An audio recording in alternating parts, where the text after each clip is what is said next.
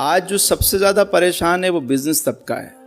वो है जो बड़े बड़े अफसर हैं, जिनके पास बहुत कुछ है लेकिन परेशान भी वही है। जब वो मेरे साथ आते हैं, बैठते हैं, बात करते हैं, मैं हैरान होता हूँ कि यार ये माशाल्लाह ये शख्स भी परेशान है तो फिर गरीब का क्या कहें। वजह क्या है? वजह सिर्फ ये है कि उनके पास जो है उसको मैनेज नहीं करते, उन्हें समझ ही नहीं आती। सिर्फ रोना धोना उन्होंने ज़िंदगी का मकसद बनाया हुआ और मज़ीद कमाना मकसद बनाया हुआ है। एक शख्स ने एक वाक़या मुझे सुनाया कि एक साहब थे, उनकी एज थी 65 साल, रिटायरमेंट की लाइफ गुजार रहे थे, बच्चों की शादियां कर दी, सारे चले गए, खुद और मिसिस के साथ दोनों मतलब रहते थे अपने पुराने घर में, जिसमें जो घर था उनका। फिर उनकी मिसिस का भी इंतकाल हो गया तो वो अकेले रहने लगे। तो बच्चे आए, कहा जी अब आप हमारे साथ आके रहें। वो कहने लगे कि नहीं, मैं कहीं नहीं जाऊँगा। चिड़चिड़ापन हो गया तबीयत में और एंजाइटी और डिप्रेशन होने लगा। तो बच्चे एक कंसल्टेंट के पास लेकर गए और वो कंसल्टेंट भी उनका दोस्त था। तो उसने कहा भाई मेरी बात तो समझते हो ना आप? हाँ। मानोगे? हाँ। कहा ये बताओ कि कोई जिम्मेदारी बाकी है? कहा नहीं जी कोई जिम्मेदारी बाकी नहीं। कहा अच्छा ये बताएं कि कोई ख्वाहिश बाकी है? कहा जी एक ख्वाहिश है, कभी मैं सोचता था कि किसी 7 स्टार होटल में, 5 स्टार होटल में कोई रात गुजारूं, पर मैं गुजार नहीं पाया। उन्होंने पूछा कि कोई पैसे हैं? कहा नहीं जी पैसे भी कोई नहीं है मेरे पास। कहा कोई और चीज़? कहा नहीं जी मेरे पास बस एक प्रॉपर्टी पड़ी हुई है। कहा कितने की है? बोला 8 करोड़ रुपए की है। कहने बेच दो। कहने क्या बात करने में, तो बच्चों के, बोलो बच्चों को तो दे चुके हो, सब सेट हैं, अब तुम अपनी फिक्र करो। कहा मैं क्या करूँगा बेच के? कहा मैं बताता हूँ आप।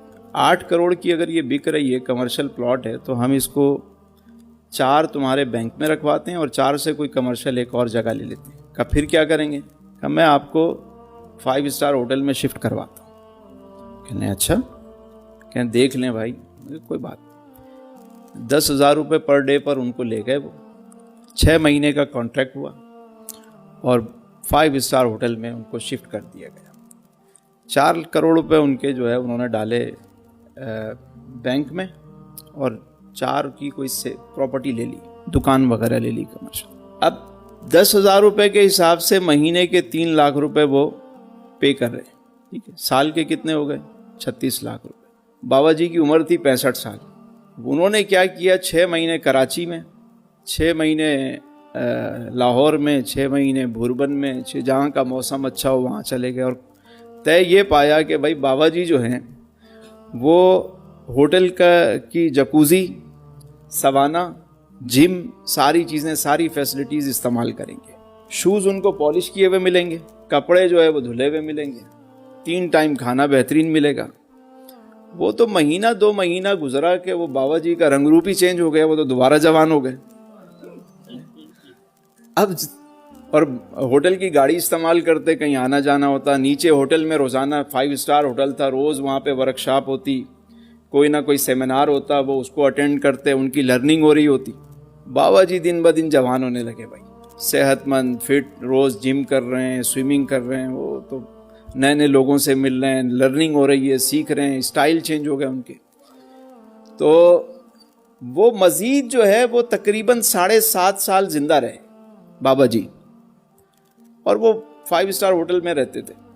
65 और 72, 72.5 साल की उम्र में उनका इंतकाल हुआ। जब वो इनका इंतकाल हुआ तो उनके अकाउंट में उस वक्त भी तकरीबन 1 करोड़ के करीब पैसे पड़े हुए थे, और जो प्रॉपर्टी उन्होंने जो है वो 4 करोड़ में ख़रीदी थी, उसकी कीमत 8 करोड़ हो चुकी थी। समझ रहे? तो तैयारी पकड़ लें कि बेगम को लेना है और 5 स्टार में रहना है।